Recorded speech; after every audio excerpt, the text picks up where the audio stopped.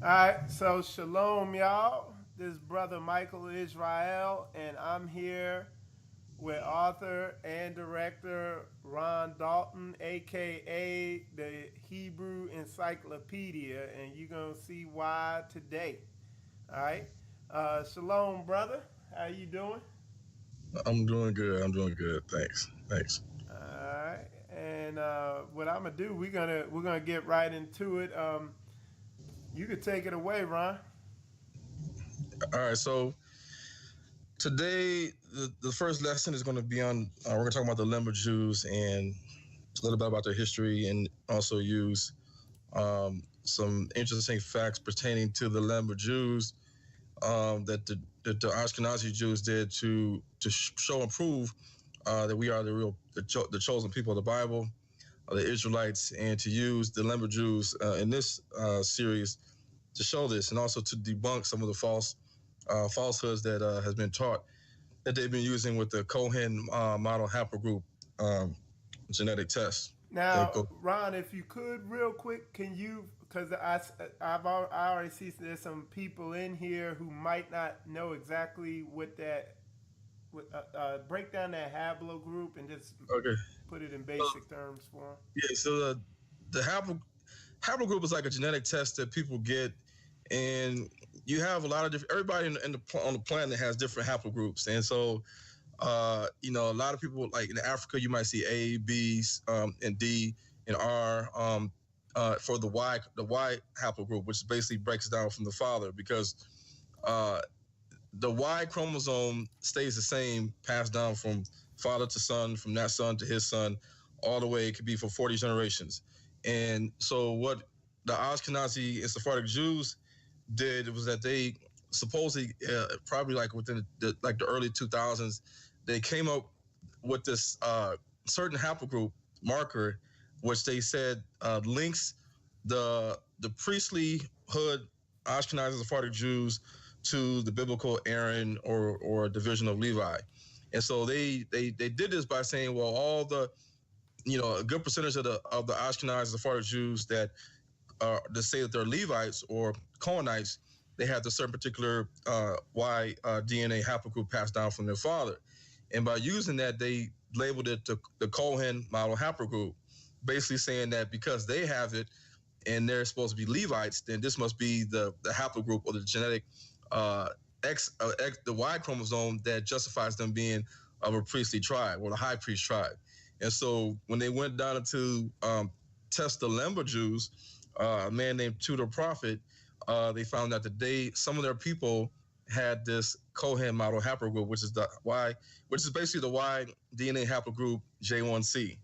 And so, and that's one of the reasons why there's a lot of hoopla about the Lemba Jews in regards to them being Israelites, because the genetic test kind of does show something that may link them to the Ashkenazi and the Sephardic Jews. I'm going to show exactly why they lied to us and show us the truth about these genetic tests, and prove with the genetic test that they didn't let us see that the Lemba Jews are in fact akin to the Bantus people in Africa and the Negro. Okay. All right. So, all right. So the first slide you see on the screen, it says, "Who are the Lemba?" Those are two Lemba guys and two Lemba Jews. And as you can see, they look no different than most people in Africa, as well as Negroes. They don't have any Arabic look to them. They don't have an Ashkenazi Sephardic look to them. They look like straight black people. All right, you can go to the next one. All right, so this book was written by a guy named Magdal Leroux. It's about the Lemba, a lost tribe of Israel in South Africa. And the name Lemba, some people say originates in Swahili, which is a Swahili word for shilemba, or the word for turbans worn by some of the Bantus peoples. A lot of times you might see the yarmulkes or the different types of caps that some people wear in West Africa. But what this guy has on right here, it looks like more like a kippah that the Jews wear. And so another Bantus word described in Lemba means non-African or respected foreigner. And also in this book, this guy talks about how the word the Lemba which is basically saying the Lembas, except for in a certain part of Africa, such as Zimbabwe, it may be translated as a people who refuse, or people that refuse to do the traditions and customs of the people in Africa, like in the context of their dietary laws, their rituals, their sacrifices, different things like that. Which not all Bantus people do, but Bantus people do have some evidence of Hebrewisms in their traditions and customs. Mm. So yeah. So in Zimbabwe and South Africa, people prefer the name Mwenye, and we'll talk about the way they say the word God in the Remba's history. So you can go to the next Now, part. real fast. So this, this is the cover of the book right here, the Lemba, a lost tribe of Israel in South Africa. And Yeah, that's the cover of this guy's book, and as you can see, that they have the blue and white. They got the tassels at the bottom, and they have the kippah, the prayer shawl, and everything like that. A lot of these things that you see them wearing today, like the kippahs and the prayer shawls, with the tassels, the tzitzits and all that stuff. A lot of that was actually brought to the Lembas by the Ashkenazi Sephardic Jews from Israel. They didn't know anything about. They didn't have any of this stuff oh, when they first met them. They just were doing their own ancient Hebrew traditions and customs. But the Jews, of course, come down with their hexagram, the Star of Remphan, or Moloch, or Chewin. This is not the Star of the Israelites, because it's nowhere seen in the Old Testament or in any of the old pictures of the Israelites. wow. And the kippah as well. That's an Ashkenazi Jewish tradition that they came up with.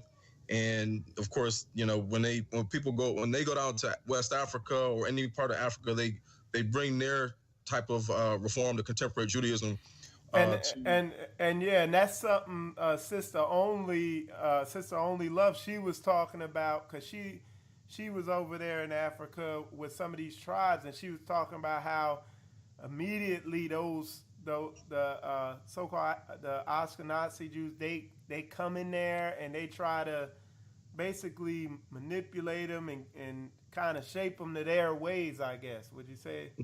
Exactly. Yep. They try to get them. A lot of the Lemba Jews are primarily Christian, and they give you a reason why they became Christian. Mm. But the Ashkenazi Jews, the European Jews, come over and they get them out of the New Testament Christianity and go straight to their Talmudic Judaism. Wow. And real fast, the writer of this book, you said, is that his name, Magdal LaRousse? Yeah. And what, because that's what I really want to ask is, now he's not from America or anything like that, right? Uh, no, his name. Well, I don't know exactly where he's from, but his name doesn't appear to be from America. Okay, because that was one of the things I've talked about before, and that I knew was coming soon, was the importance of getting information outside of this, this echo chamber we have here in America, where you only get certain things. So yeah, that's why I asked that question. Mm-hmm. All right, so we're on the next slide here. It says Lemba Jews of South Africa. Yeah. So all right, so I'm gonna shorten this up a little bit, because there's different stories about the Lemba Jews. Some of them say that they left around the time of the Babylonian siege of the Southern Kingdom. You also hear about right here. You see about the Assyrians exiled the 10 tribes of northern Israel. In the year of Hosea, a lot of the Israelites in the northern kingdom were taken away into Assyria, also into the city of Medes, Persia, as well. This guy, like I said, Tudor Prophet, he did a Nova documentary, Lost Tribes of Israel. He made actually a journey into South Africa, and he studied the Lemba Jews. But the Lemba Jews, from what I researched, is that they claim around the time of the Babylonian invasion is that when the time they kind of made their migration into Arabia, and then finally into Yemen. So we're going to talk about the different traditions that Tudor Prophet saw that they had, such as dietary laws, slaughter practices, circumcision, and intermarriage, and different things like that. Okay. All right. So I'll go to the next one. Okay, so like I was saying earlier, the Y chromosome that they tested with the Lembas, the co-model haplogroup, they say there's characteristics of the Jewish priesthood in the frequency that's seen in certain Jewish populations that claim to be Cohenites.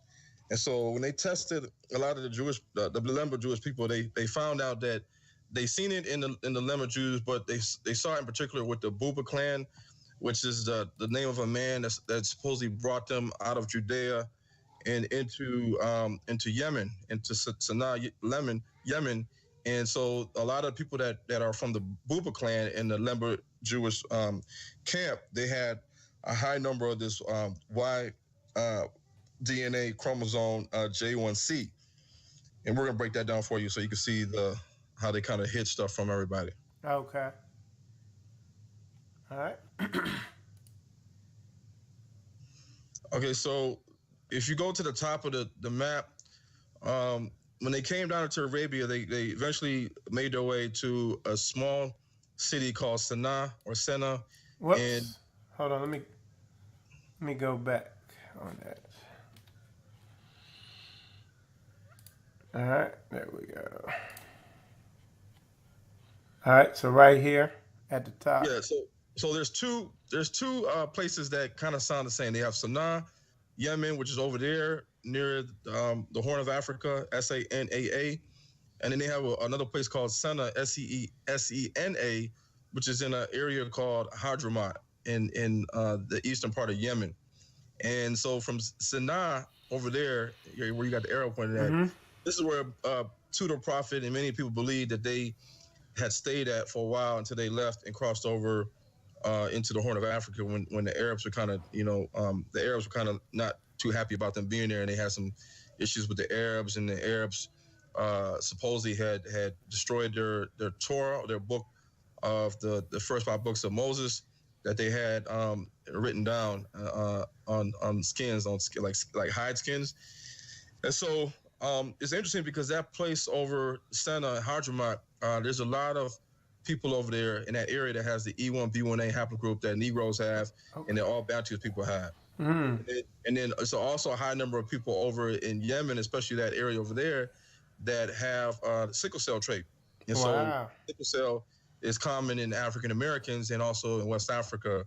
And so that's interesting to know because you don't really see a lot of people with E1B1A and sickle cell trait except for in Africa with the Bantus people and also in America. And so if you track the little dots, you see how they migrated across the Gulf of Aden and Red Sea into the Horn of Africa, where Somalia, Ethiopia, that whole area is over there. And eventually they made their way down south. Of course, they had people deposit certain areas in Ethiopia. Some of them may have became part of the Falasha Jews, and they eventually migrated down into Mozambique and then Zimbabwe, and then Malawi, and then also down into South Africa. So the majority of the Lemba Jews are in South Africa and also Zimbabwe. And as you can see right here on the map, there's another place called Sena that they named, and this is one of the subdivisions of the Lemba group people over there.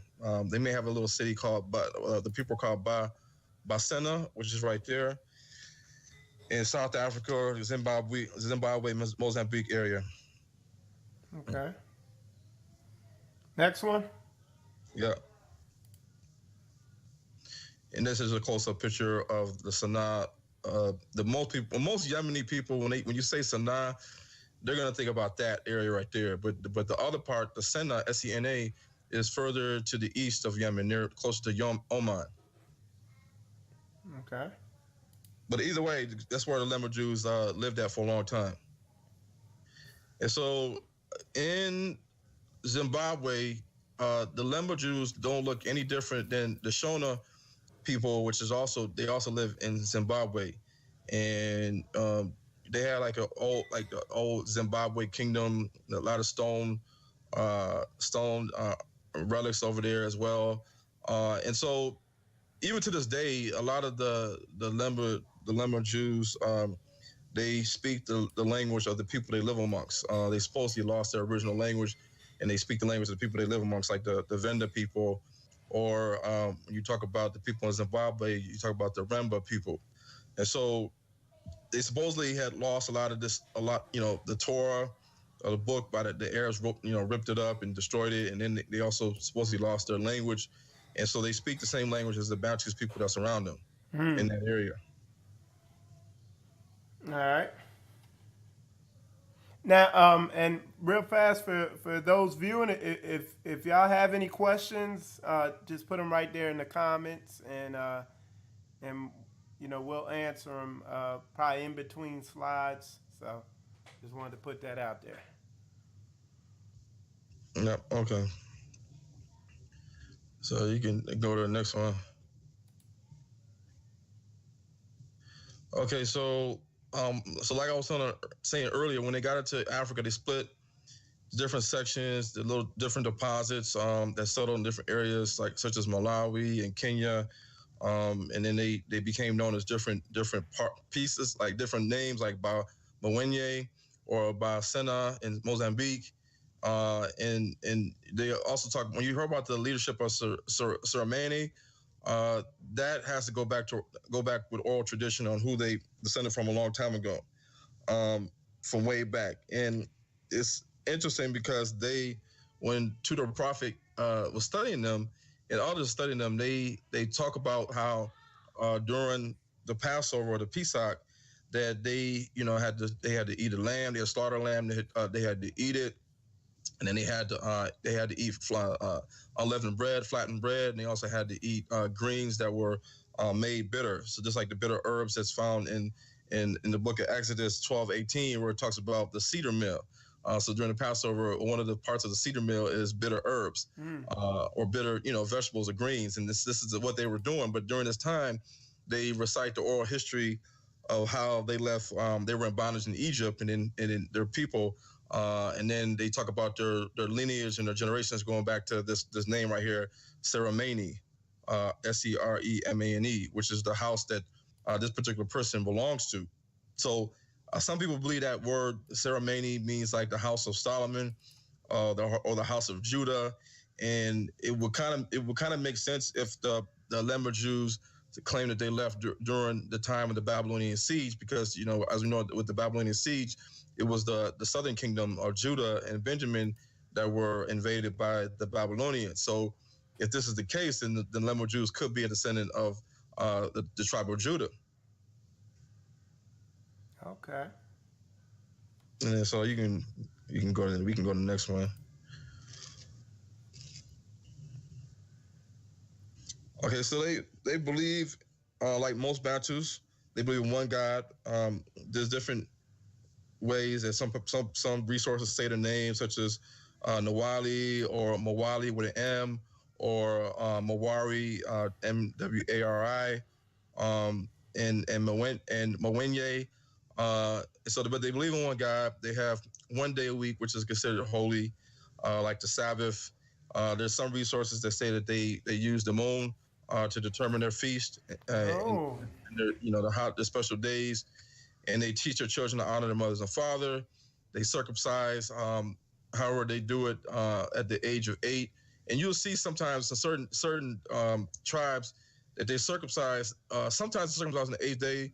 Sometimes it may be 8 years. Sometimes it may be like after 3 new moons. They have like a timeline where they circumcise their males, but it's always like a rite of passage. It's always mandatory for the males to get circumcised.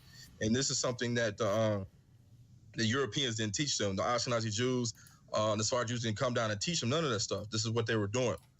And so they didn't eat pork, they didn't eat warthog, they didn't eat hippo, they didn't eat fish that didn't have scales. And these are all Hebrew dietary laws. And there was also a special way that they had to slaughter the animal and then drain the blood before they could eat it, and that the way it could be prepared. So these are all things that the Arabs really traditionally don't do. The Egyptians didn't do all these dietary laws and all this stuff. They have special burial rituals.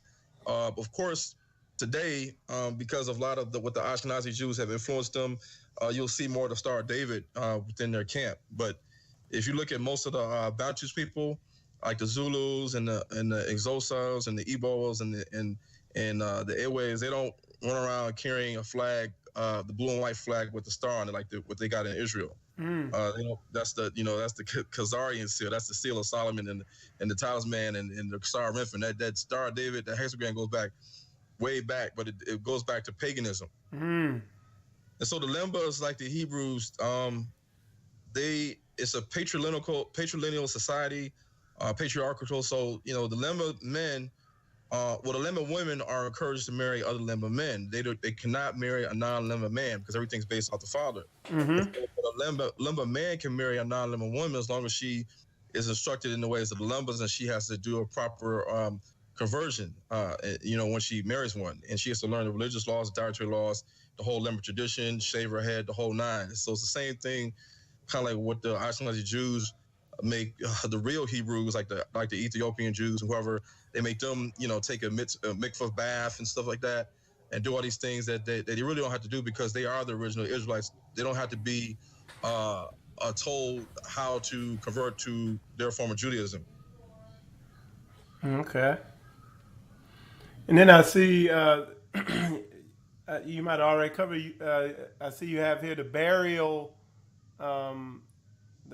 rituals. Yeah, they're buried, which is a lot of times. Well, the patriarchs, they buried in caves. But and then you had certain people that were able to touch the dead. Everybody just couldn't touch the dead, and like just like with the Igbos, when somebody dies in America, usually you or somebody's about to die in America, and they're Igbo, they usually will have to travel back to Nigeria so they can be buried in the place where their ancestors, their forefathers are buried at in their land. That's a Hebrew tradition. Okay. All right. And here. And so this guy, so the white guy is the guy Tudor Prophet. He's director of the Center of Jewish Studies. He goes all across the world. He's like the so-called lost tribes, Indiana Jones. So he traveled to meet the Lemba Jews. In this picture right here, he's visiting with the Papua New Guinean people over in the Pacific Islands, because they came out saying that they also their ancestors told them they are the Hebrew Israelites of the Bible that left Israel and made it all the way to Papua New Guinea. So Prophet, he studied the Lemba Jews and he published a book. He talked about them staying in a village called Sena in Hadramaut. And they for the most part they accept that the Lemba Jews are of the lost tribes of Israel. They don't really say what tribe they're from exactly, other than the fact that if they're Levites and supposedly if they have some of their Levite DNA in them, they say that the Buba clan would also be Levites as well. Okay, and a brother just got in here, Prince Norm, and he put, Shalom, I'm a Bantu from Zimbabwe, glad to be here, and we're glad to have you here. And he put a little statement in here. He said, have to say, though, that the Lemba are not the only tribe of scattered Hebrews in sub-Saharan Africa. Yeah. Rather, hold on, a lot of people posting. I'm trying to say. Okay. He said, rather, all Bantus and Hebrews of the Shemitic Patrial Y chromosome haplogroup E1B1A. Yeah. And Brother Prince, and you're going to see, because that's why I pushed Brother Ron to do this show, because his nickname is the Hebrew Encyclopedia. And he rattled off, I don't know how many tribes from Africa, from all over there. You know what I'm saying? So go ahead and speak on that, Ron. To his statement. Yeah, well, he's right. That's what I talk about in my books, that the Lemba Jews and the Igbos and the Ethiopian Jews aren't the only Israelites. And a lot of people, a lot of the Ashkenazi Jews, they don't want to talk about any of the other. They don't want to include that all the Bantu people in Africa are Israelites, because if that's the case, then the Bantu people really, in a sense, they kind of outnumber all the other ethnicities, the different divisions of Ham in Africa. The Bantu people have really, really been fruitful and multiplied, just like they were in Egypt when they were multiplying out of control, and the Egyptian pharaoh was like, these Israelites become more numerous than us. They can basically switch sides and become allies with other people and defeat us. And so that's why they had to do, eugenics types of practices on killing the firstborn males to kind of prevent the Israelites from producing. And we've seen this all throughout the years where, United States and the Negro Project and the Ethiopian Jews being sterilized with Depo-Provera, and they thought it was inoculations for vaccines and all sorts of stuff. These are ways that they're trying to keep our population down.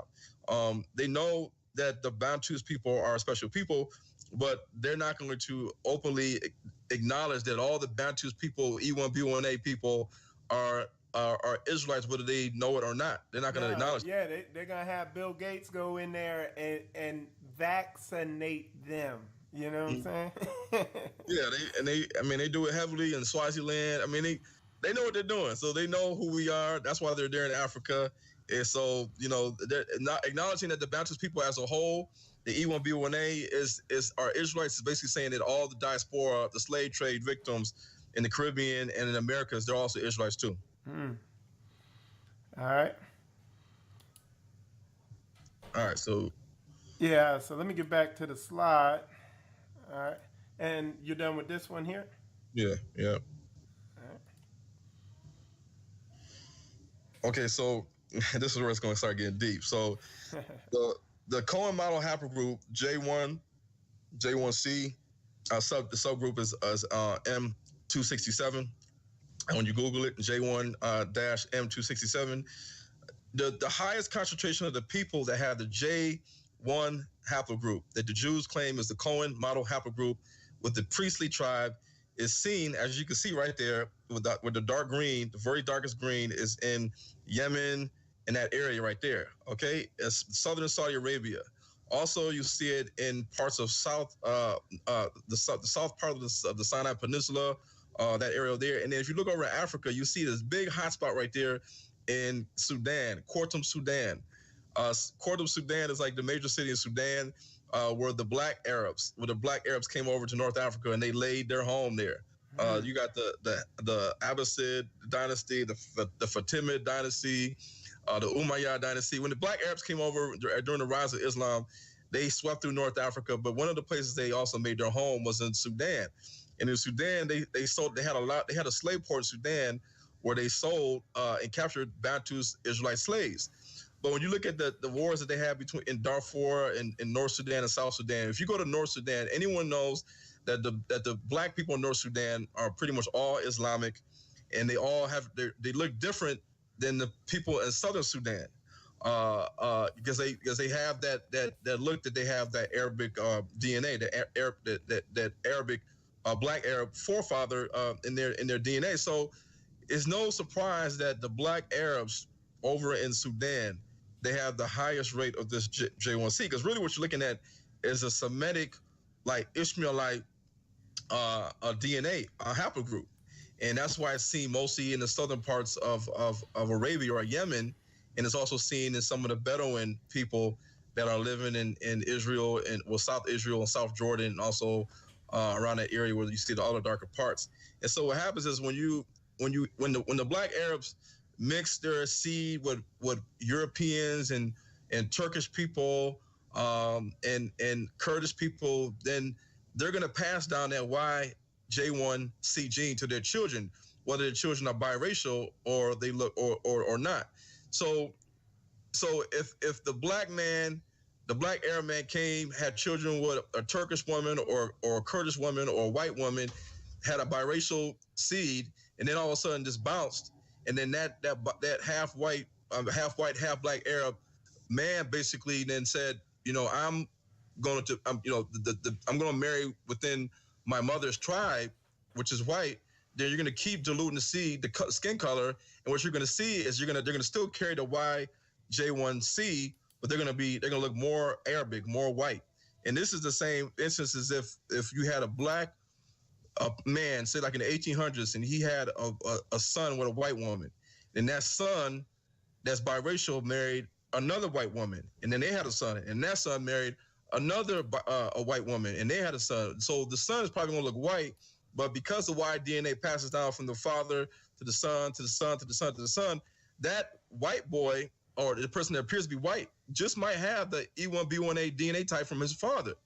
And so this is where they trick you with this DNA stuff, because as you can see, the majority of people with this J1 gene are in Kordofan, Sudan, and the southern parts of Arabia. So basically, according to the Jews' logic, is that all the people in Yemen, basically in that part of Yemen, and all the people in North Sudan are also high priests. They're Levites, according to the Kohen model haplogroups, because Kohen is basically a word for the high priest, basically. So they're wrong in that sense. And you even see it up higher between the Black and the Caspian Sea and what is called Dagestan. Dagestan is an area where you had the Arab Khazar Wars, 1 and 2. People don't know about the Arabs trying to get into Europe, and they had to battle the Khazars at the time. And so, of course, yeah, the Arabs, they don't mind having sex with another woman if she looks nice and if she's white. And so they deposited their DNA also in this area too as well. All right, so we can go to the next one. And like I said, if y'all are just getting in there, if y'all have any questions, go ahead and ask them. And like I said, I'm combing through. I see y'all been talking a lot. I was on that one. But go ahead, continue, brother. All right, so this we're just talking about DNA. So I got the DNA with the Star David. So you can go to the next one. Okay, so the Ashkenazi Jews, this guy, his last name is Cohen. And so when you do, so he if you ask this guy, if you saw him in the street, what's your last name? He said Cohen. If you said, are you of the tribe of Levi or Aaron, the lineage, he would most likely say, yes, I am. So when they do the DNA test, of course, it's going to say Ashkenazi, but it's going to say 99% European, because that's really what they are. Ashkenazi is not like a sub-Saharan Bantus, or it's not like you're from the Biaka Mabuti Pygmy tribes, or you're not Chinese. Ashkenazi, there is no place in the world called Ashkenazi. There's no country called Ashkenazi, but we do have a country called China. Or a continent called China. And so when you look at this DNA test, it's showing him his lineage, and it's showing him that he's basically European, because when you do the DNA test, it's going to show you either from your mother or your father what is your most likely ancestry from, and he's European.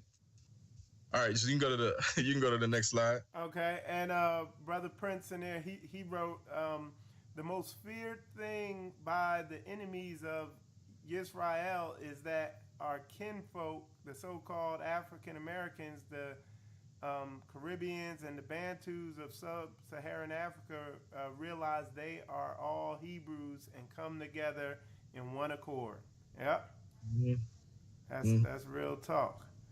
All right.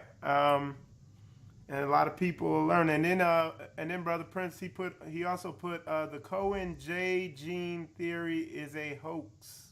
He said the Lemba have been used by the enemies of Israel to justify their presence in the land of Israel in that regard. Mm-hmm. Okay. And then I can't pronounce the name, but they wrote, I did my ancestry DNA test, and I had Middle East in my results, Nigerian and Native American and French. And yes, we're going to be, like I said, in this series, Brother Ron, he's going to go through all these different tribes, because I'm telling you, he right off his dome, he rattled off it must have been like 30 tribes. Some out of Nigeria and all that stuff like that. And like I said, we're going to go through and break down all that throughout this series. We're going to do it in parts because it's a ton of information. Like I said, Brother Ron here, he's written how many books? Four books. 4 books. I struggle to read 1 book. You know what I'm saying? So yeah, he done written 4. So he has a ton of information, stuff that you haven't heard. So yeah, if you did that DNA test and that was the results, you'll definitely get some heavy information here. And also, we're working on getting one of the 2 owners of African Ancestry. We're working on getting them on this show so that they can, break some information down from that aspect also. So, all right. So let me go to the next slide. All right. Okay. So so you have the J1C. DNA, Y DNA. But if you go even back further than that to their ancestor, you're going to see it's the Y DNA J1304. So everybody that's carrying the Y DNA J1C, they had an ancestor where they got that from. This is the ancestor where they got it from, the J1304. The people that have the most J1304, which is basically almost before you get to the even to you get to the starting foundation of the letter J period, because you got a J1 and you also got a J2. But this guy right here in Socotra, which is right south of Yemen in a small island, south of Yemen across the Horn of Africa, they have an older form of the J1C. And as you can see, this guy right here and everybody on the island, they don't look like the Ashkenazi Jews. They don't look like the Sephardic Jews. And this guy obviously looks Negro, and he has woolly hair. Yeah. So remember, this guy has the ancestral form of the DNA that's seen in the Lemba, partly seen in the Buba clan of the Lemba Jews, as well as the Black Arabs in North Sudan and also in the southern part of Yemen. Okay. And Sister Esther put in there, so Ron, is that why when my dad's DNA results came back, Lemba, they also put Ashkenazi in there? It probably because it's hard to say, because the Ashkenazis don't really have their own. I mean, because you see how like the last says Ashkenazi, but the breakdown is all European. Just like you have African American, but you do our breakdown, you're going to see 66, 78, 85% sub-Saharan Africa, and they might say like 68% is Nigerian or 14% is Ghana, so I don't know how they just threw in that Ashkenazi, because Ashkenazi is not really like a broad classification like Native American Indian or Oriental or Asian or African. Ashkenazi is just a group of people. They're just a group of people. So I don't know who did. If you might have to go through African ancestry to get that test. If she didn't do it, she did. Then I'm not sure why did they even put that in there. Yeah. Sister Makisha, she wrote, she said she doesn't really understand that Cohen theory. If you could break it down better, and you, Ron, you tell me if I'm right with what I'm getting ready to say. Is basically the Jewish people that are over there now, they basically found a DNA strand that they found in themselves, and they named that the basic. That they said this type of DNA is what? It's the Aaronite DNA. It's a DNA of the biblical Aaron or the high priest lineage, the brother of Moses, and really, they really can't do that because they don't have the body of one of the high priests, the original high priest. So I can see if they had a body of a high priest or the Zadokites or somebody, and they actually dug up the tomb and said, "Hey, this right here. This guy has a dog tag on his feet or his toe. It says that he is a high priest. He's a real high priest based on the time marker, and we're gonna test his DNA. Oh, his DNA shows back J1C. They didn't even do that. So I don't know why they came up with this. Just because they have Sephardic Jews and Ashkenazi Jews that some of them are in the priestly ranking part of where they live at, and so they compared each other's DNA and they found the one thing that's mostly common with Ashkenazis and Sephardics claiming to be high priests is that we have a little bit of this J1C DNA, and so because of that they said, this must mean that this DNA shows that we are the lineage of Aaron, but it really doesn't. Okay. And Lee, he put up here, said, don't believe that DNA test stuff. Why? Because our enemies have control of it. Plus, they have colonized Africa over and over again. Can you speak on that, Ron?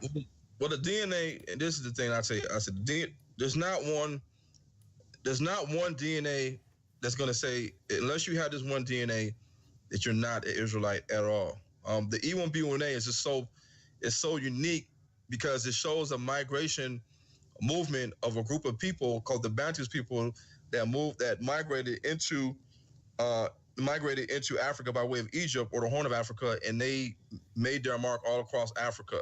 And usually, when you research traditions and customs of the Bantu people who all have the E1B1A, you'll see a whole bunch of Hebrew traditions and customs. This is one of the reasons why people say if you're E1B1A, you're an Israelite. If you're not, then you're not an Israelite. But the DNA shows you the migrations of people groups like the Moors or the sons of Cush, the sons of Canaan, or the sons of Put, or even the ancient Egyptians, or the sons of Shem, or the sons of Japheth, according to their breakdowns, where they went, like Gog and Magog. And so everybody has a haplogroup because everybody went to different areas of the world. But the important thing to know is that the DNA test is valid because obviously we have a DNA double helix. That's the building blocks of our DNA, and you can't test that.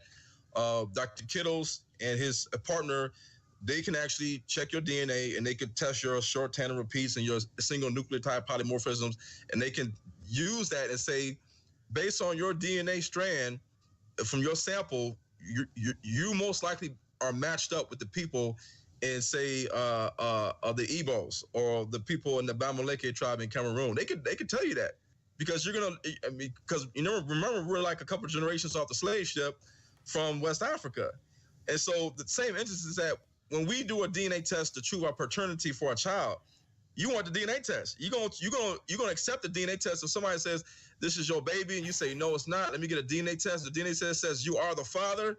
Then you're gonna be paying child support. You're gonna have to own up and understand that's your child.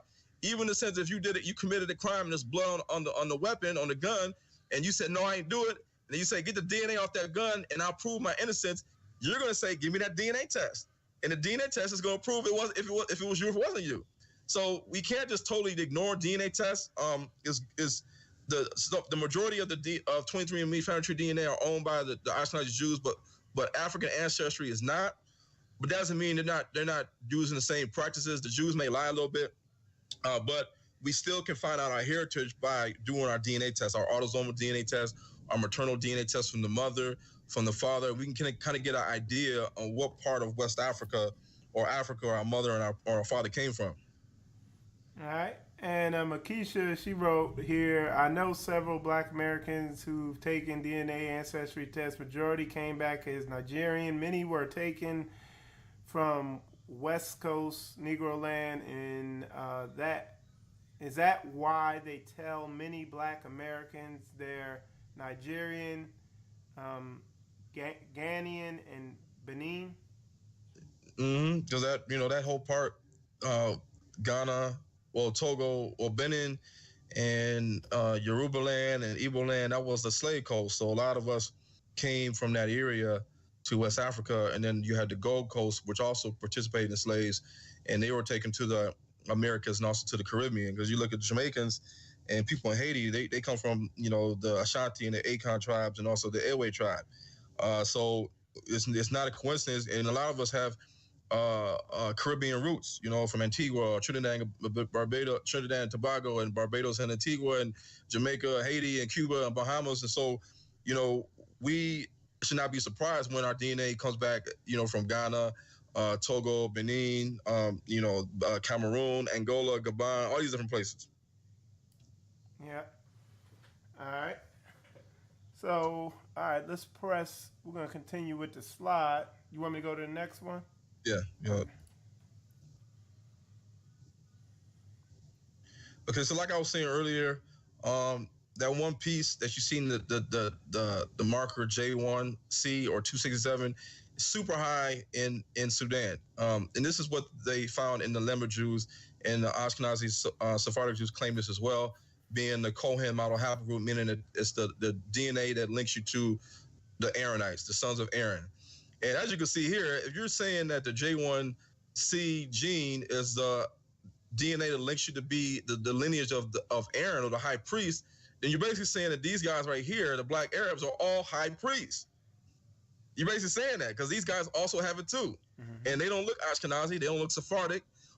They have the same thing that you may find in some Sephardics and Ashkenazi Jews, but guess what? We already know that two white people can't produce a Black person. So where did it come from first?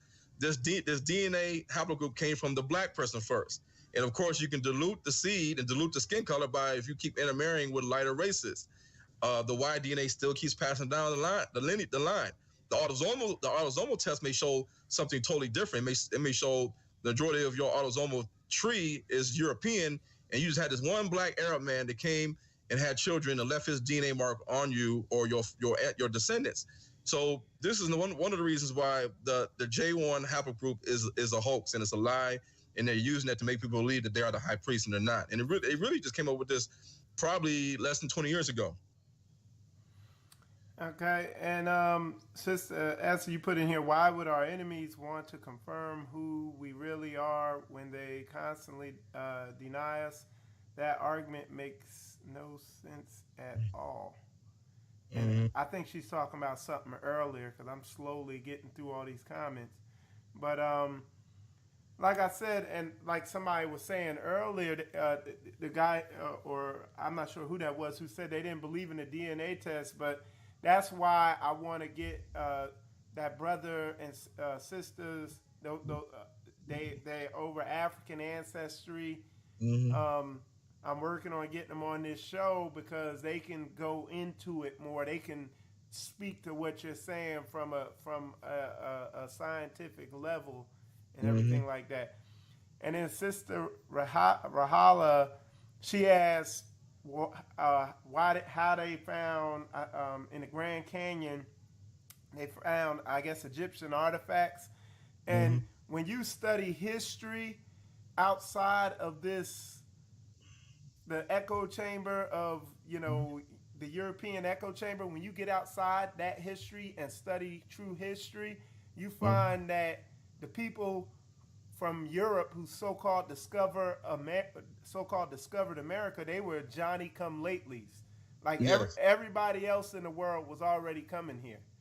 Yes. But they don't want to, they don't want to put that out there because then it shows how, it shows them for who they are. They culture vultures.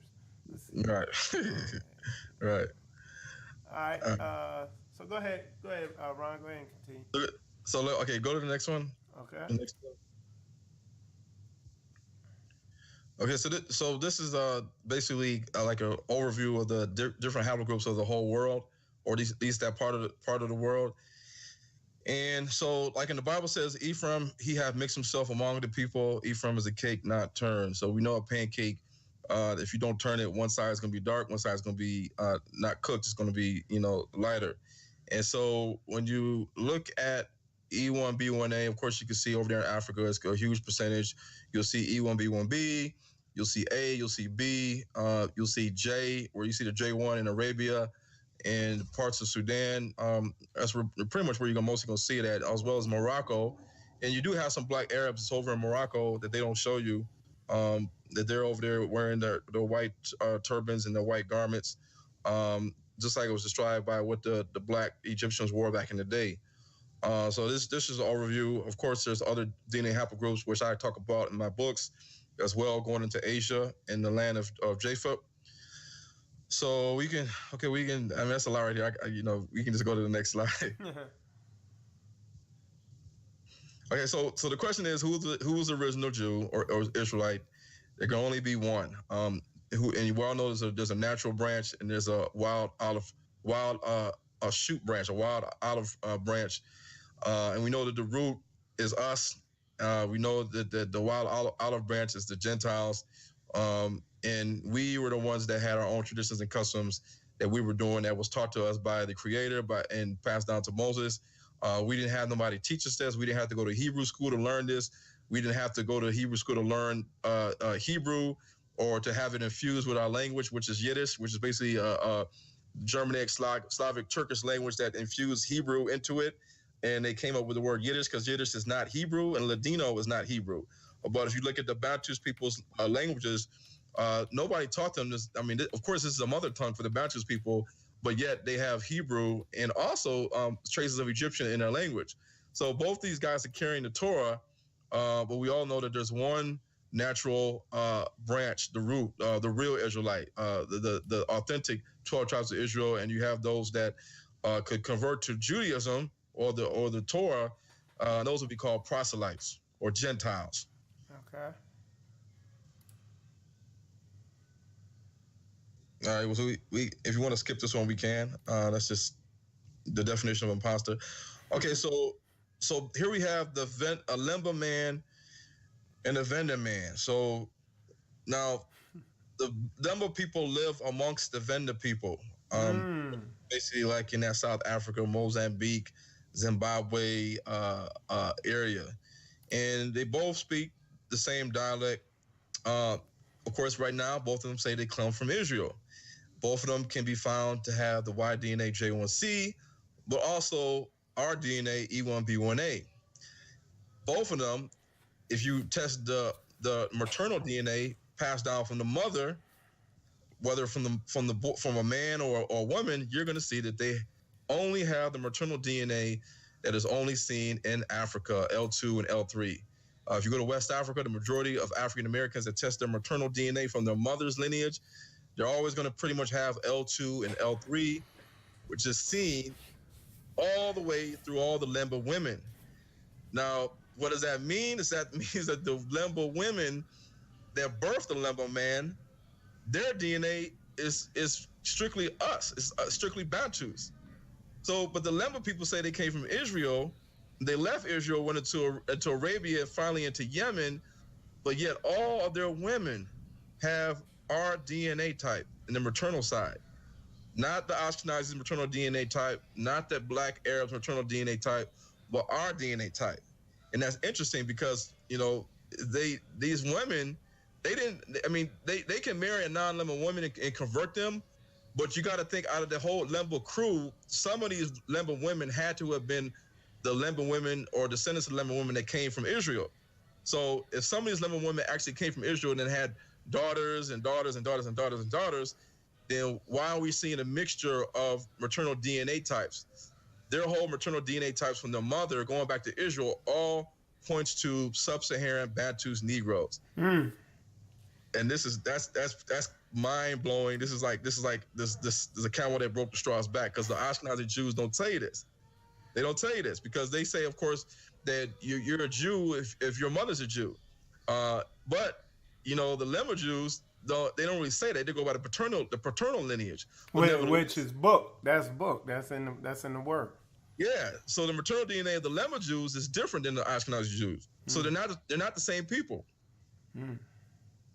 But I'm gonna show you some more on the next slide. Okay. So, this is some deep stuff right here. So, I break this down more in my book. But there's this thing called the 9BP deletion. It's a special genetic marker seen on the maternal DNA of the woman. Now, her woman's maternal DNA or her sex chromosome X does not change if she marries a white man or a nation of another race comes over to their country and just starts raping all the women and having children. Her maternal DNA X is gonna still present the same thing that she had, her mother had, her grandmother had, her great grandmother had. So, there's a certain deletion marker that is pretty much only seen. Well, in this case, it's seen in the Pygmy people, and it's seen in the Bantus people, primarily Bantus people in South Africa, like the Venda people and the Lemba people, and the Sotho, the Tswana, the Nguni people, which is basically Nguni people are the Zulus and the Xhosas and the Swahili people, or not the Swazi people. I'm sorry. And so look at the Venda people and look at the Lemba people. See that big black portion of the pie chart with the Lemba and the Venda? That's a good portion right there. That's a good portion, maybe like 1/4. And if you look at the Pygmies are scattered all over the place. The Pygmies are very numerous in Africa until the Bantus people started coming in and they started just basically multiply. So the Pygmies are marginalized in Africa. They're still living in the forest. There's a lot of them they're not educated. They don't go to school. They don't have voting rights. They're really suppressed in Africa in small numbers in Africa. They're small. They're Pygmies and they're hunter-gatherers. They're not herders or pastoralists. They're not farmers like the Israelites were. They forage and they hunt for their meal. The Israelites weren't hunter-gatherers. They were primarily agriculturalists, farmers, pastoralists, herders. They had sheep, they had herds, they had cattle. And so it's interesting because this 9 BP deletion um, that is seen in the Venda people and the Baptist people, but guess what? It's also seen in select groups in India, the Papua New Guinea people. They claim that they're Israel. It's also seen in Polynesia, where you have the Fiji and Maori and Hawaii and Tonga, all these different areas over there. And it's also seen in the Native American Indians. Wow. It's crazy. It's crazy, isn't it? It's crazy. So the question is, this is all on the maternal DNA side. So this is from the mother. So we know Israel intermarried with a lot of different people. They intermarried with the Canaanites. They intermarried with the Cushites, with the Egyptians, the Moabites, the Ammonites. So there's a common shared DNA marker that's seen on a lot of different people that claim to be Israelites, as well as the Pygmies. And so with the Pygmy people, nobody really knows and talks about who they are. But we know that the Kush people should be the people in Sudan, like the Dinka, the Anuak, the Nuer, the Nuba people, and we know that the remnant of the ancient Egyptians, their DNA, and I talk about this in my movie, in my books, can be seen in the Beja people and the Somalian people and other groups of people in North Africa. But you can also see that the Bantus people picked up some of the DNA markers of the Egyptians, the ancient Egyptians, because they mingled with them. They had children with them. And when they did that, they carried this marker with them all the way down to West Africa and also South Africa. And also the DNA of the Pygmy people or the Khoisan people can also be seen in the South African Bantus people in regards to their DNA. And I break this down. I break this really more down in my book. So in my books, I talk about the Pygmy people and how they fit the biblical Canaanites. And I also talk about their language and their writing that they wrote, which is similar to ancient Phoenician or ancient Paleo-Hebrew. And they had similar stories and traditions that also correlate to them spending much time with the Bantus people and learning their ways and learning their traditions and customs, and also history in regards to the creation story and man and the Tower of Babel and Noah's Ark and Joshua. And I talk about all this stuff in my books. And even the giants. They even talk about the giants, Wow. the Pygmy people. And so we know that the giants existed in Philistine area with Goliath. We know the giants were in the land of Canaan when the Canaanites were just living there. They were already living there with the giants, because when Joshua sent his spies out, they were like, we're grasshoppers to these other people living here in the land of Canaan. And God told the Israelites to drive out the giants and to also slew some of the Canaanite tribes, which they did. But these Pygmy people talk about the giants. But guess what? They're not in Israel now. You're not going to see Pygmy people living in Israel or Pygmy people leaving their DNA in Israel, because the Jews won't let you know about their DNA being in Israel. Because if these Pygmy people can show that they have their DNA left behind in Israel, then that's going to show you a lot of truth. But these Pygmy people, their maternal DNA markers are in the Lemba Jews and the Bantus people, and they all claim to be Israelites. They came from Israel by way of Egypt, into Egypt. And then if you look at most of the Bantus people, they always talk about a central place of migration from Egypt down, into South Africa, East Africa, North Africa, West Africa. Egypt is one of the major points of entry or points of the starting point that a lot of the Bantus people, like the Zulus, the Kikuyu, the Sukuma, the Igbos and the Tutsi Jews talk about. Even the Zulus. I mean, but you remember when you follow the Nile River down and it ends or it starts in Lake Victoria, you're around the Great Lakes region where you have Congo, you have Rwanda, you have Uganda, you have Tanzania, you have all these different areas. So this is like beyond the rivers of Ethiopia and Zephaniah. Yeah. I think you got to turn your volume down a little bit. Oh, it's too loud. Okay. Yeah, there's an echo. Yeah, one of the brothers in here put one of these universities need to give you a PhD for this stuff. Hey, and just so y'all know, man, he just getting warmed up. Like I said, he gonna go in deep on this thing. So you gotta have some scuba gear, because the first time, I listened to him, he started going so deep. I was like, whoa, man! I just got a snorkel on, man. You going down? You going deep on this thing? So yeah, like I said, that's why they call him the human encyclopedia, the Hebrew encyclopedia. Now, one more thing though, just for all y'all in there right now, I want to let y'all know, because I think it's a good time to put this out there. Brother Ron, he's going to be in New York City on, here, I'll bring it up here. Okay. August 25th. He's going to be in, it's a Reclaiming the Throne conference. It's going to be on Saturday, August the 25th. It's going to be in New York City, starting at 11 a.m. to 7 p.m. It's going to be in Harlem. It's going to be at Christ Temple. In the Village of Harlem Church. In the Village of Harlem Church. Like I said, the flyer is, you could go to is it on the Negro Network? Well, they can or Rebirth of a Nation also. You go to rebirthofanation.info. And you could pull the event up there. Josh Collins and Morris Williams will also be there, and Sister Only Love will also be there. But like I said, Brother Ron, he'll be there. I think tickets are $25. So, I'm gonna be up there if that even matters. But you know what I'm saying. And it's also the day after that, on Sunday, it's gonna be in New Jersey. So Sunday, August 26th, 10 a.m. to 3 p.m. It's going to be at 1809 Springfield Ave, Maplewood, New Jersey. We're going to be there. We're going to be promoting the upcoming documentary that they're going to be coming out with. And this documentary is not going to be no documentary that they filmed on a shaky cell phone camera. This is going to be like a high quality Discovery Channel,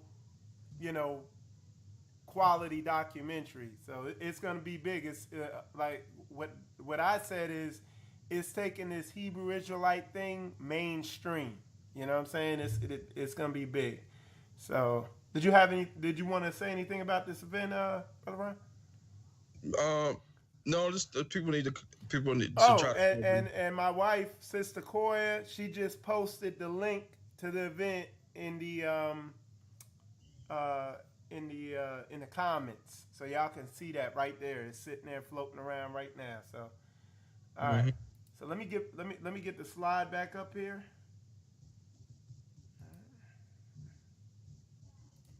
All right. Okay, so yeah, let me get it up there real quick. All right, there we go. Okay, so all right, so I forgot to mention that this 9BP deletion marker on the maternal DNA side, on the mother side, is also seen in certain people in China, in Korea, in Japan, Vietnam, the Philippines. These are all Asian appearing countries, and the Bible talks about the Sinites. There is proof that the Canaanites did travel, and they did make their way outside of Africa to different parts of the world. Because we see pygmy people in Papua New Guinea, I see pygmy people or short people in Asia. Pygmy people have been found also in Turkey, along with their Canaanite god. And we know that the Hittite Empire also existed all the way until Turkey. And you also see the pygmy people that were living in like Ireland and Scotland, who were basically the leprechaun whole thing came up about these little Negroes living in Ireland and Scotland that were black.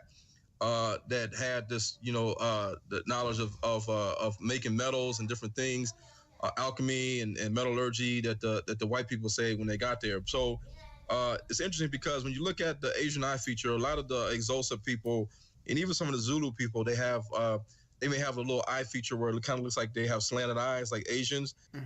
Like Nelson Mandela was from the Xhosa tribe in South Africa, and look at this Chinese man right here.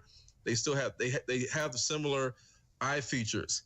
And this is not a coincidence because in my books, I talk about the maternal DNA markers that cross out of Africa into Asia and how you can still track them back into Africa and figure out kind of like start making connections of the dots in regards to who's who and who migrated to where, who mixed with who, and how we could tell that on their maternal DNA.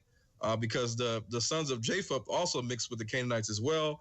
The Arabs also mixed with the Japhetic people in Europe, and also some of the Bantus people or the Hamite people in Africa. So this is some deep stuff that I go into in my books and also in the movie. One of the sisters on there, she asks, "Are there?" And I can answer this: Are there any tribes in Africa that are not Hebrew Shemitic? And yeah, absolutely. Yeah. There's a ton of Hamitic tribes and all that. One of the brothers that I taught with, who's from there, though, one of the things he stressed was a lot of our people over here don't realize that, like, I, the huge number of Shemitic, Hebraic type tribes over there. You know what I'm saying? Because we Mm-hmm. reproduce fast. You know what I'm saying? So Mm-hmm. it's a large amount of us over there. That's why your boy Bill Gates wants to vaccinate over there. You know what I'm saying? Oh yeah. Mm-hmm. All right. Yeah. All right, we can go to the next one.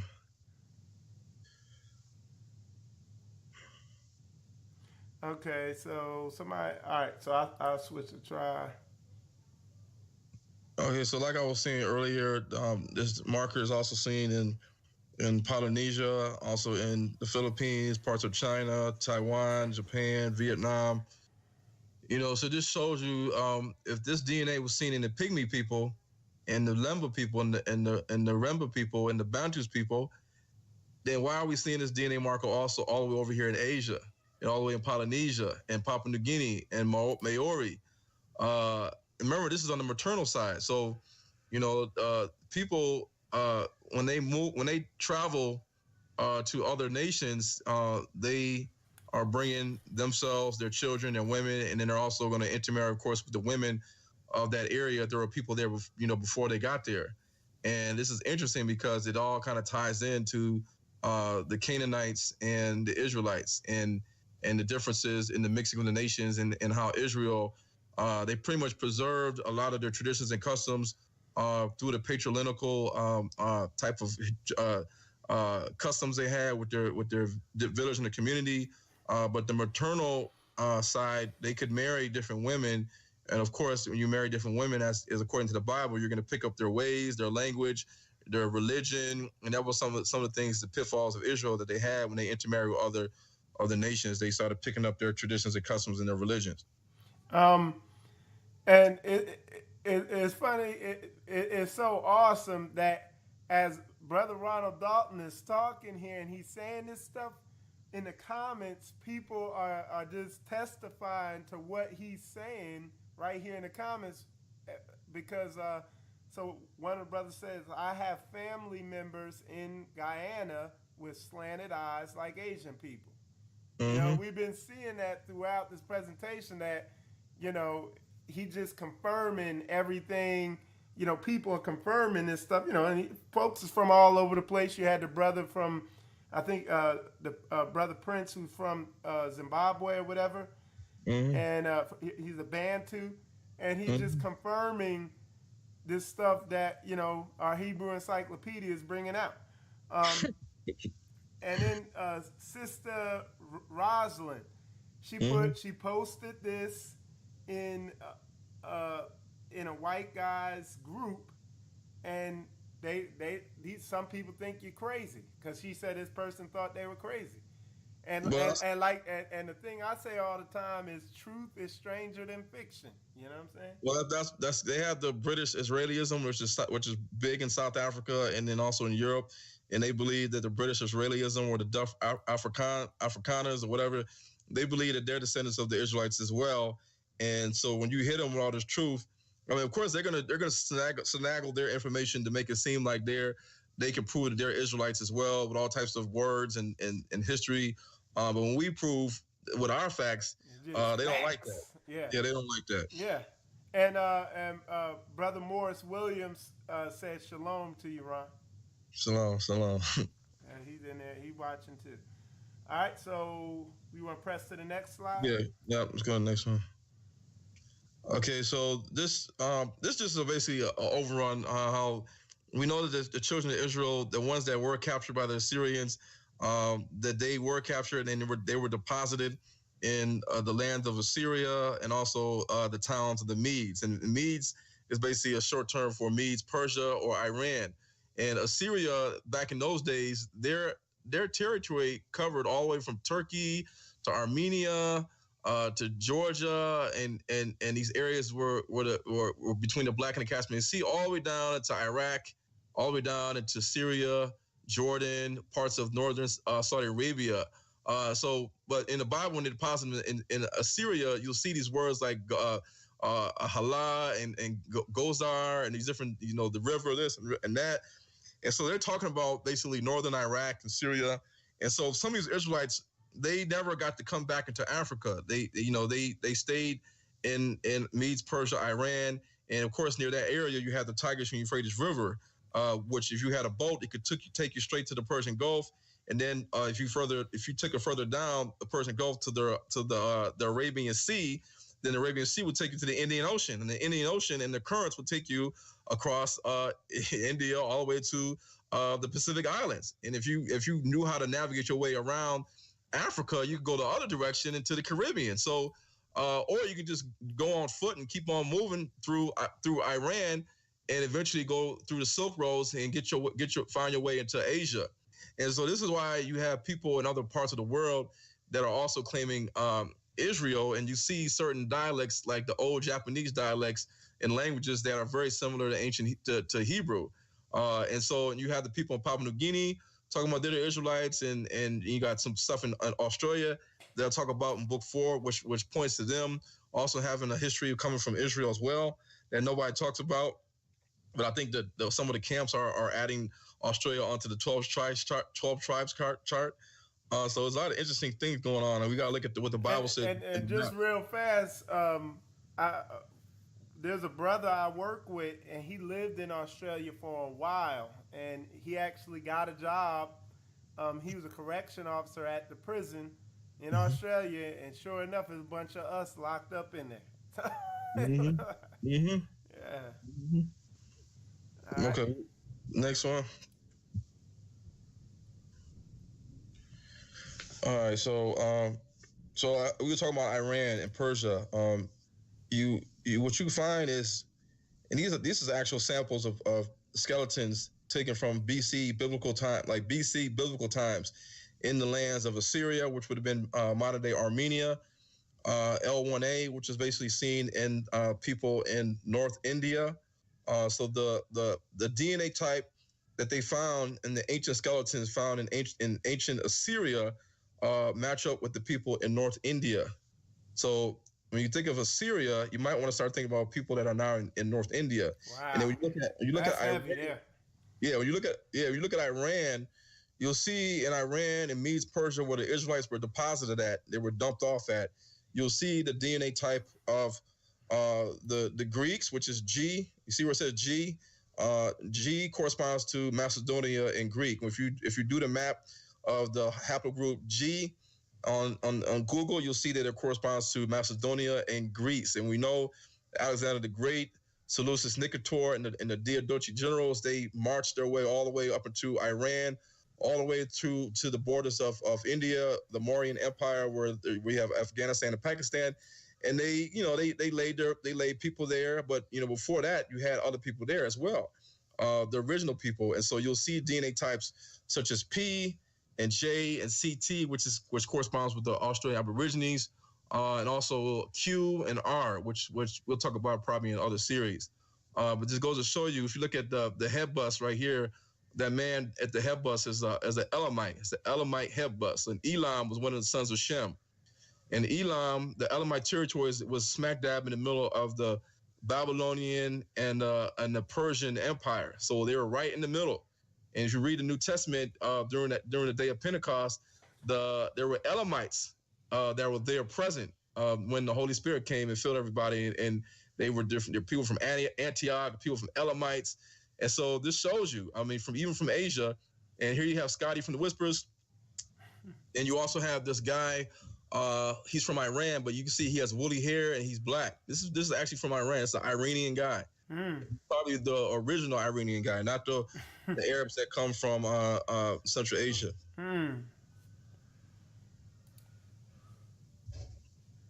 Yep. So we could probably go to the next one. Okay. So this is some more pictures of Iran. I kind of the end got moved around, but as you see the guy in the middle, he's the typical Iranian that you see on TV. But when you look at other people groups in that area, you'll see that. And so this typical guy you would see here, we would kind of call him a Ottoman Turk. Would you say, or something like that? Yeah, his roots go back to Europe and Central Asia. Okay. Yep. And then here's an old picture of the Persians and Elamites over here. The old picture on the walls in the Palace of Susa in Iran, and you can see this old picture shows people with dark skin. All right. Yep. So we can move this. We can go through this one. We can go to the next one because we already went through this. All right, and we got a question in here. It says, does our twin brother Esau have E1B1A DNA? If so, would he and his generations be in parts of North Africa, Sub-Saharan Africa, the Middle East? She said, I do not ask to... Yeah, we know you're not arguing. Yeah, I wouldn't have you in here, girl. Go ahead. But no, their DNA type is... Esau, his influence created the E1B1B DNA type, and that's seen mostly in North Africa and also in Northeast Africa as well. Also in Mediterranean, European countries, certain ones, not the whole world, not the whole Arab nations, not the whole white nations, but their DNA influence is seen, and in the area where Esau mainly was roaming around and laying his head. And so this slide right here basically talks about the J1 and J2, where it originated from, and how the European Jews, they have a plethora of different DNA haplogroup types, which shows that they don't have a single parental ancestor that they came from. They just basically were nomads that roamed the earth, like the Khazars, and they started mixing. They started getting new fathers. They started, just intermixing with the seed of Japheth. They were all Japheth, and they started intermixing. Whether they were in Central Asia, Western Europe, Eastern Europe, that's what they did. And so this is why the majority of Ashkenazi Jews, they all look European, whether they have red hair or blonde hair or brown hair.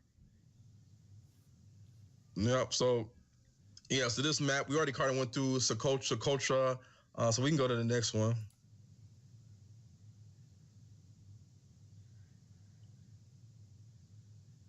Okay, so we talked about the languages they spoke. They still speak the Bantus languages, and they look like their neighbors physically. And some of their religious practice and beliefs are identical to the Igbos and other Bantus tribes, which also circumcise on the 8th day. They have certain ways that they slaughter the animals and drain the blood, and they also sacrifice animals like chickens and lamb, and different things of that nature, and even the levirate marriage and burial practices. And they're, of course, in a lot of the Baptist people, their whole setup is all from the father. It's all patrilineal. But the Lemba people, they did found out that they did have some practices and some traditions and customs that were similar to the Muslims or the Arabs, and also certain names that they had that were Arabic. So some people believe that the Lemba Jews also had a part of them were mixed with the Black Arabs or the Muslim Arabs. And this could be true because they do share some of the DNA haplogroups that are seen in the Black Arabs.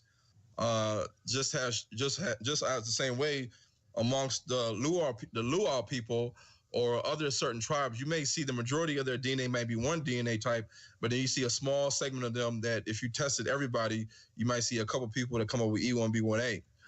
So it is possible that during their stay in Arabia and Yemen, that the Lemba Jews somehow they were intermarrying, and some of the women may have snuck and got a Arab man.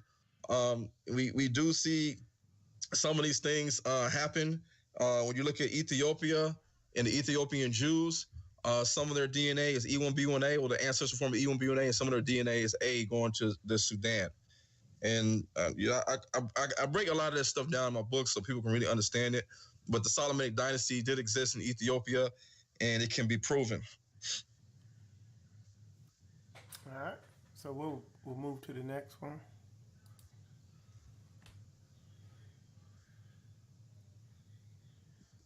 All right, so uh, okay, so we talked about this when they tested you look at the graph when they tested the Ethiopians, the Ethiopian Jews. You'll see the percentage of people that had the L1 through L3 haplogroup, and you see that it's seen commonly in mostly everybody in Africa. And when you go to West Africa, 89%. The pretty much everybody in Africa does have the L haplogroup. And it's not a coincidence that even though the Lemba people say that they really don't mix with nobody in Africa, they keep apart. They found out that when they did the DNA test of the Lemba, all the Lemba women, that their DNA, their maternal DNA type, all showed the DNA from Africa, with the sub-Saharan Negro people, and that's really a telltale sign that you had Negroid Bantus-looking people living in Israel that left with the Lemba Jews and migrated to South Africa. All right. So this more pictures of the Lemba Jews, and of course they were in the kippas and the prayer shawls. And here, the next one, not next one after that. The next one after that. Okay, you can see. Pay attention to the chart, and when you look at EM2, you'll see EM2 is basically E1B1A. And if you go up higher, you'll see EM2.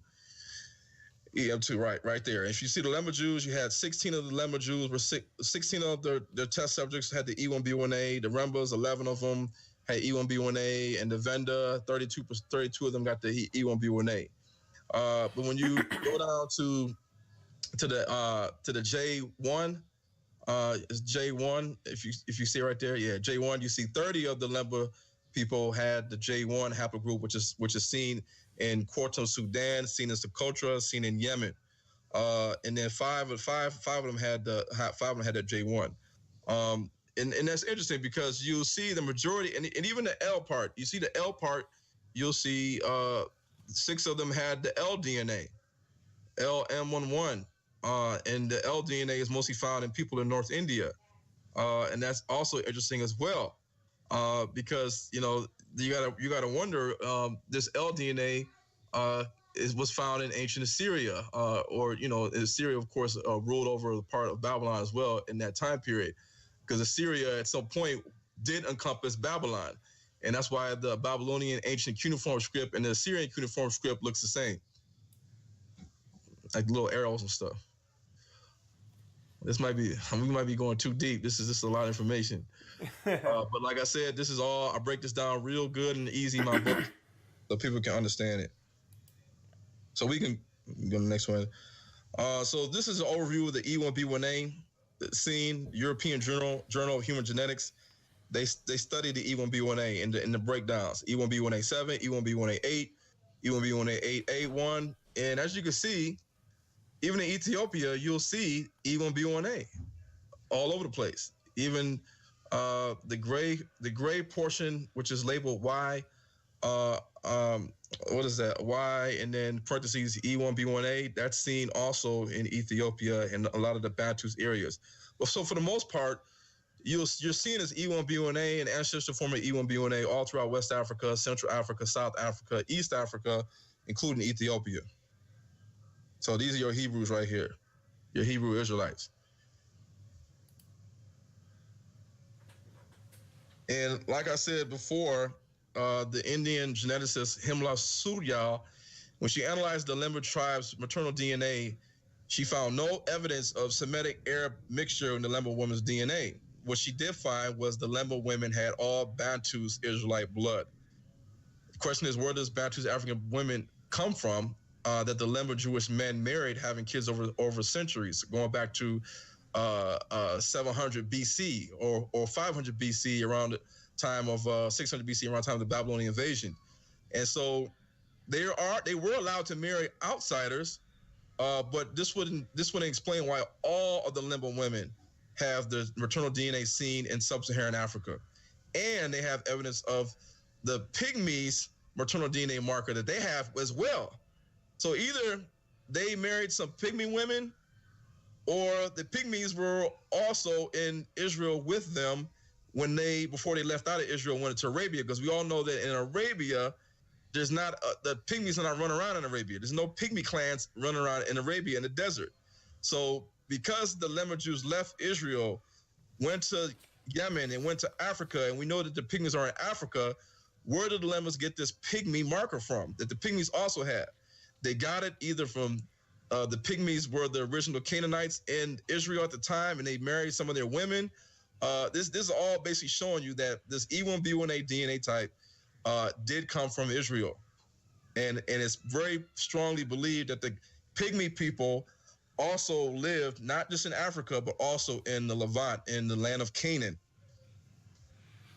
One of the sisters asked a question. She said, "Where does the Dahomey tribe come in? Because if I'm Dahomey, not mistaken, some are all Dahomey is Yehuda." yeah, the Dahomey Empire Kingdom was like where you have Benin right now, like not the Bini people in Nigeria, but Benin area, like where you have Oyuda, which is like basically next to Yoruba land and also next to Ghana and Togo. Uh, that's just an empire that existed back in the day, where they also took slaves, and you had a lot of the Ewe people there and the Fon people there, and basically Bantus people. They were all Bantus people. They just had different tribal names. And some people say that they were of the kingdom of Judah or people of Judah. Yeah. And Brother Morris was again reiterating about what we talked about earlier when I pulled the flyer up. Brother Morris is saying this is why y'all need to be at the Reclaiming the Throne conference. You know, the one we showed y'all, New York, New Jersey. Mm-hmm. Like I said, Brother Ron Dolton, Mr. Hebrew Encyclopedia. And well, Mike, this kind of material and more is what we're going to be teaching at the Hebrew Academy of Detroit, which is supposed to be launching in the fall, where we're going to have online classes and also physical classroom classes with a lot of Hebrew Israelite teachers and educators and pastors that's going to be teaching different subjects. And I'll be, of course, teaching my Hebrews to Negroes class 1, 2, and 3. And Brother Prince said wish he could attend, but he's in the UK. And like I said, you eventually I'm sure we'll be out there. You know, I know Brother Morris is working hard and he's putting all types of stuff together. So I'm sure y'all are on the map. You know what I'm saying? Okay, and let me see. All right, so I'm gonna press on to the next slide. You done with this one? Yeah. Okay. Okay, so this basically kind of going over what we were talking about, how this VP deletion was seen in Asia, Polynesia, the New World, such as the Native American Indians.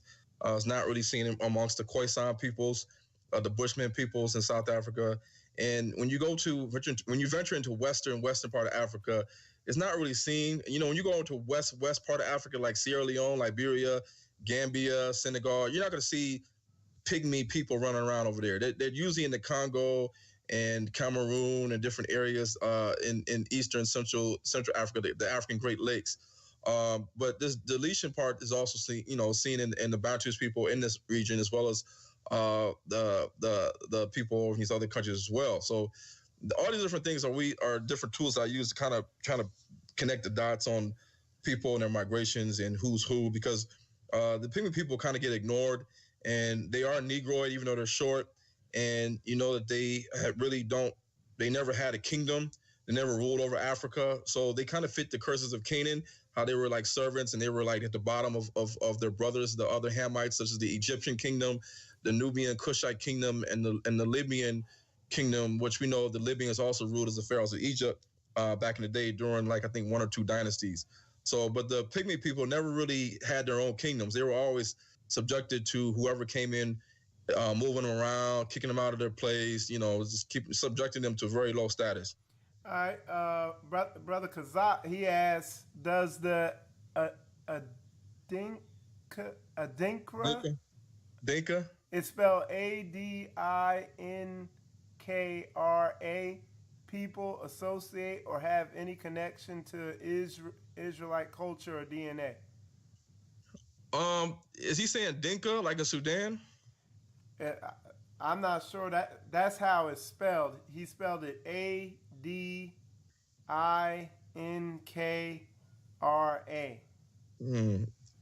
The only Dinka people I know about is the Dinka people in Sudan. They're basically Cushites, they're Nubians. Even got the Nuba Mountains out in that area. Lower part of Egypt was Nubia, Sudan. So I don't know if he's referring to that, but these people they were not Israelites. I mean, a lot of people, certain groups in Africa know that they're not the Bantus. They'll tell you, no, we're not Bantus. But then you have people that's in Africa, they'll say, yeah, we're Bantus. Mm-hmm. So the Dinkas know that they're not Bantus people. They're the sons of Ham. Okay. All right. Okay, so this is basically breaking down the J1 that the Jews say is the Cohenite, Aaronite gene, and as you can see with the Arabs and even some of the Sephardic Jews, because they also live in North Africa and Spain and Portugal, they have different DNA types. They have a whole slew of multicolored rainbow of Y DNA types because they really are not like the Hebrew Israelites. The Hebrew Israelites kept their lineage patrilineal. So that way you see a uniform appearance of a uniform appearance and DNA type of these people. Because if you go to Australia, the majority of people in Australia are Y DNA C. If you go to South India, the majority of them are Y DNA H. If you go into Papua New Guinea, you're going to see M and S. If you go into sub-Saharan Africa, you're going to see E1B1A.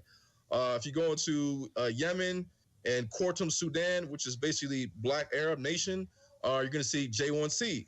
But you see with the white Arabs and the white Jews, you're going to see just all types of DNAs thrown out all over the place from the people you test, and this shows a different lineage. It shows that they have lineages from Greece, lineage from Edom, lineage from the Ottoman Turks and the Kurds and the Central Asians, the Gog and Magog, and some diluted down DNA from the Black Arabs that did have J1, because we do know that the Black Arabs came through North Africa, mixing with the Berbers through Libya, Tunisia, Algeria, and Morocco. So this is basically showing you kind of like these things. And because I've studied the genetic articles and stuff, I was able to start to connect the dots between these peoples that live in North Africa and say they are indigenous to North Africa, and really they're not. They're just invaders that mixed around.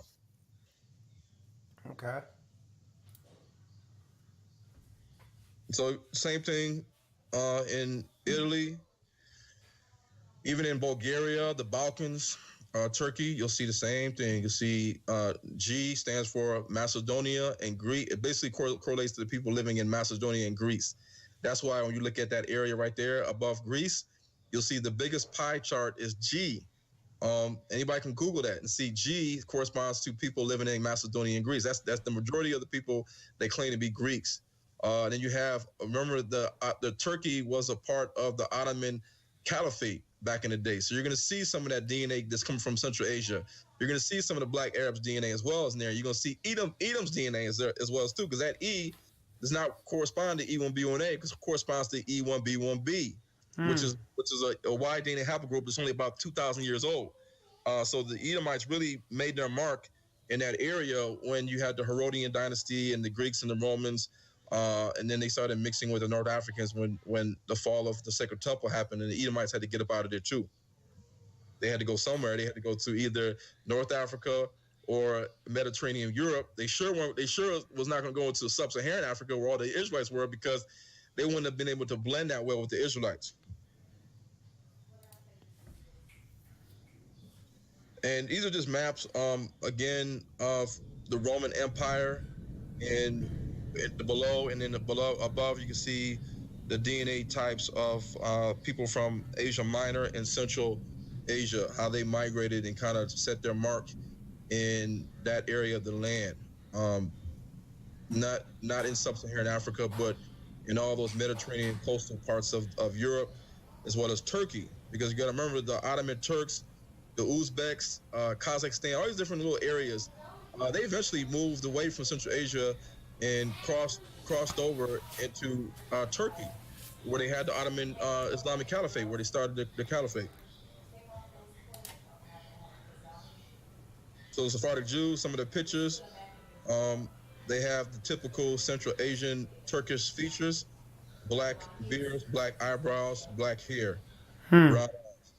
These were not blonde hair, blue eyed people.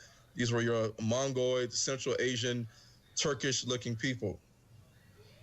Whether they settled in Turkey or they said we're going to keep going further and going to Morocco and just convert to Judaism, and now you're going to call yourself a Sephardic Jew when you really are just the person. You're basically a product of what your religion happened to be. So the Sephardic Jews can look like Arabs and worship Islam, or they can worship Judaism. They can follow Judaism and then classify themselves as Sephardic Jews.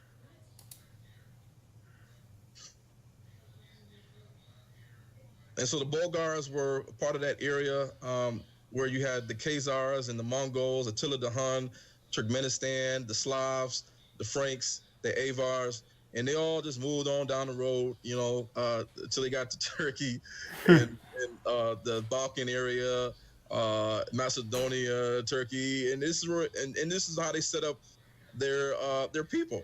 And of course, Islam is the major religion. Arabic is the major language, and so they live in so-called Semitic lands, and so people believe that these are the original people, but they actually came from Central Asia.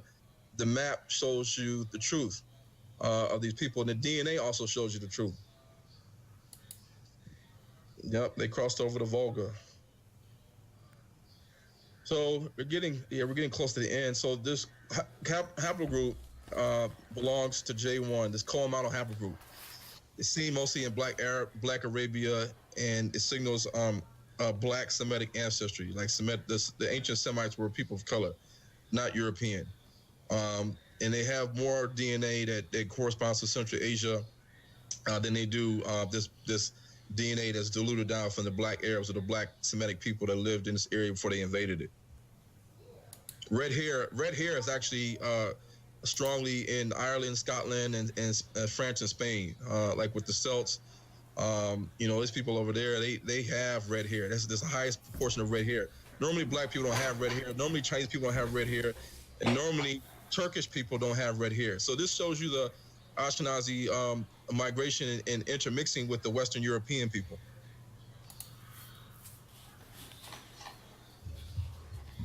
And so this just shows you the difference between the Ashkenazi Jews and the non-Jewish Europeans that don't claim Judaism. And so J2 is M172. J2 corresponds to Turkey, Central Asia, the Slavs, the Germanic people, the Turkish people.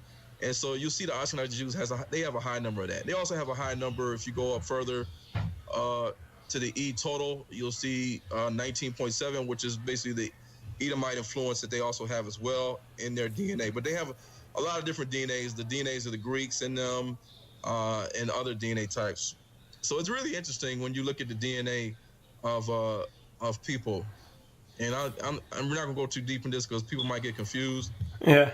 This is Brother Kazai, he came back. He corrected whatever he was spelling out. He said, "I'm sorry. The Adrik, he spelled it Adikra, was their language symbols. It was actually the Gyaman, Gyaaman, who I believe are Ashanti people. I asked because I used their symbol before finding out I was Hebrew." yeah. The Ashantis are Hebrews, yeah. So if they're part of the Ashanti or the Akons, they're Israelites. Okay. All right. So we can go to the next one. Got to skip one. Let me see. Nope, I'm good. Yeah. Yeah, so this basically shows you that the breakdown of the YJ1 and J2, and you'll see actually, you'll see that the Y DNA J2 is seen in Iraqi people, Lebanese, the Kurdish people in high numbers. It's also seen in Palestinians. It's also seen in the Ashkenazi Jews, 23.2, 28.6. The Greeks also see a high number of it as well. Georgians, the Balkan people, Bulgaria, the Caucasus Mountains. And then, of course, you'll see some of this black Arab Semitic DNA that's seen in the Bedouins, in the people of Iraq, near the marshlands. And if you look at Bedouin, I don't have a circle, but if you look at Bedouin and you kind of scroll over, you'll see 62.5% of their people have ancestry from the black Arabs, which in most cases, the Bedouins living in the Sinai Peninsula and Jordan and Negev and even Iraq, they are more darker skin tone. So this just only proves the fact that this DNA type that they call the Cohen-Mountain haplogroup is not a Aaronite marker that's saying that you're of the high priestly lineage of Aaron, but it's actually a black Arab Semitic lineage. Actually, Ethiopians have a good portion of this too. Ethiopian Amharic people, Habesha people, they have some as well, some Semitic DNA from Arabia, because the Habesha people kind of originated in the kingdom of Saba or Sheba, which is parts of the Horn of Africa, Ethiopia, as well as that western part of Arabia and Yemen. They're like right next door to each other. All right, and that was the last slide there. But what I went ahead and did is we'll transition back.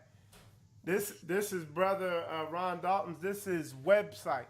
So because as you could imagine, dropping, you know what I'm saying, when you dropping pure truth like what he's bringing out, you know who controls Google, you know who controls YouTube, you know who controls Facebook.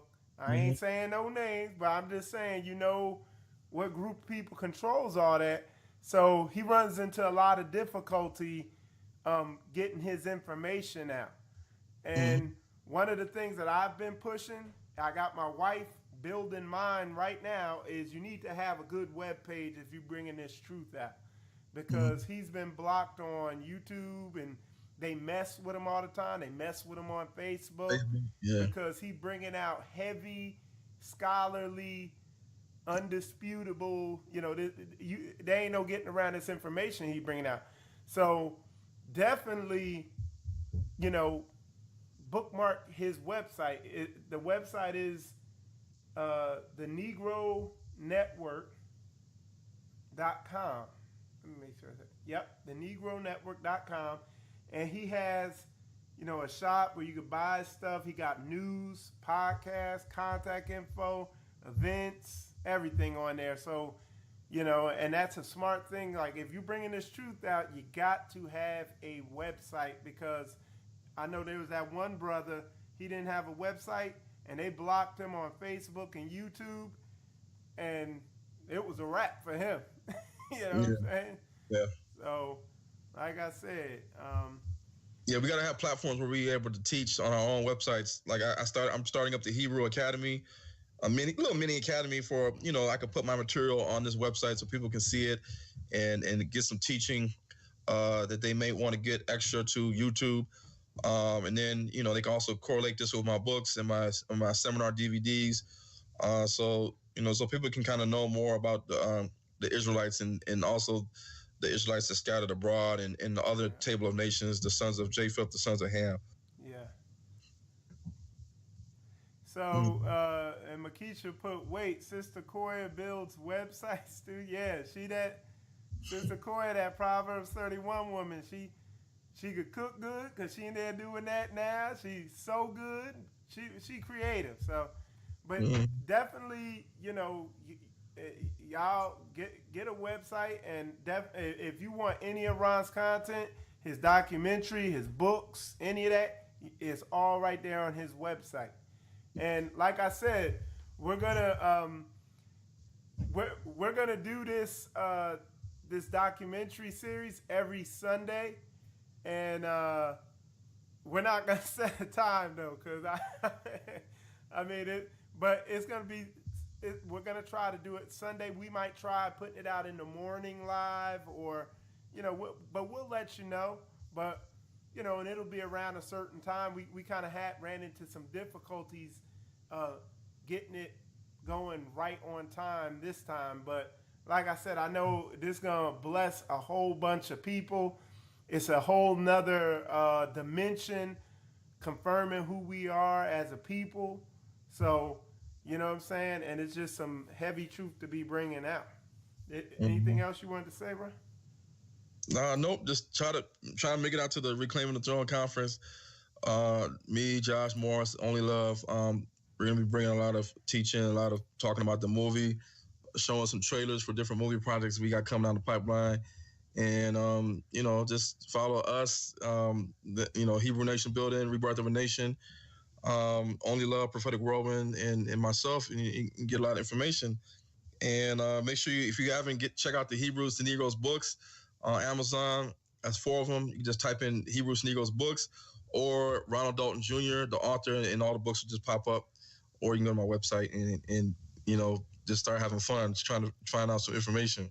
Because I got some seminar DVDs too that I kind of talk about a lot of this stuff and break it down, and we recorded it and so that people can watch it on their TV at home. Yeah. Yeah. And like I said, there's a flyer right there. Sister Corey, go ahead and post that link again in the comments. So if you want to go to, if you want to get all that information about the conference, if you want to buy tickets to it, Sister Corey is getting ready to post it in the comments, and so we can see you there. But with that said, I think it was a very educational, on a collegiate level. You know what I'm saying? It was a very educational kickoff to this documentary series. Mm-hmm. Me and Ron, we're gonna discuss what what the next topic or tribe or whatever is gonna be, and like I said, we're gonna take you deep into this, and just keep supporting us, keep viewing it, share it, like, comment, subscribe. Um, Mm-hmm. and I'm Michael Israel. This is Brother Ronald Dolton. And Shalom. shalom, y'all. Shalom.